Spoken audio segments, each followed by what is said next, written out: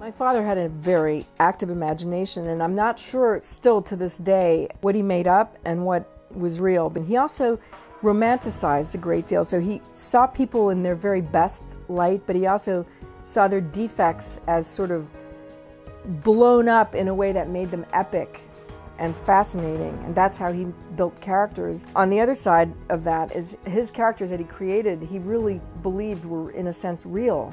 And it's funny because the stories he wrote about his own childhood and the ice cream headache, there's a fantastic story about a little boy who's really himself playing tennis against the garage wall, and he's playing both sides and he doesn't know who's going to win.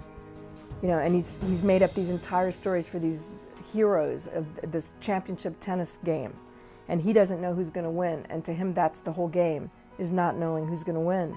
We were driving down the highway once. I think we were going to go see a matinee, and this was in his 40s and my 20s when he and I were really just kind of drinking buddies. And I remember he was describing how a story had fallen apart on him that week, that he knew that it was not working. And he described how he broke out in a rash and his face flushed, and he had that sick feeling he knew was a failure. And then, almost as a way of sort of giving himself a pep talk while we were driving down the highway together, he talked about how grateful he was to have work that he was afraid of after all these years. And that so many people never get that. They never get work that they're afraid of.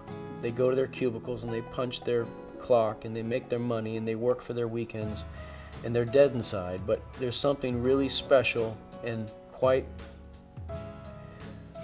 miraculous about having work that you've been doing for 30 plus years and still have it scare you because you're afraid you won't know how to do it.